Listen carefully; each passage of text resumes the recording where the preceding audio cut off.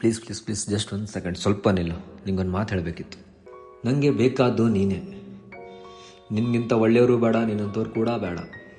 ನನ್ನ ಲೈಫಲ್ಲಿ, ನನ್ನ ಹಾರ್ಟಲ್ಲಿ ಪ್ಲೇಸ್ ಇರೋದು ಕೇವಲ ನಿನಗೆ ಮಾತ್ರ.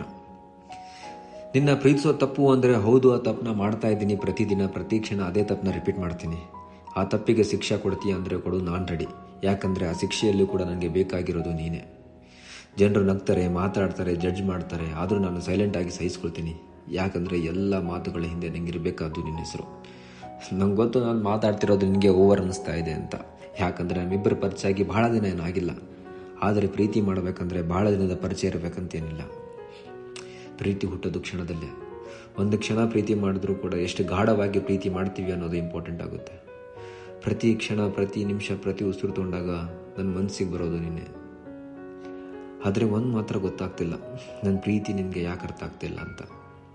ಭಾರ ಆಗ್ತಿದೆಯಾ, ಇಲ್ಲ ನನ್ನ ಆಬ್ಸೆನ್ಸ? ಏನೇ ಆದರೂ ಇವತ್ತು ನಾಳೆ ಯಾವಾಗಲೂ ನನಗೆ ಬೇಕಾಗಿರೋದು ನೀನೇ. ನೀನಷ್ಟೇ, ಕೇವಲ ನೀನಷ್ಟೇ.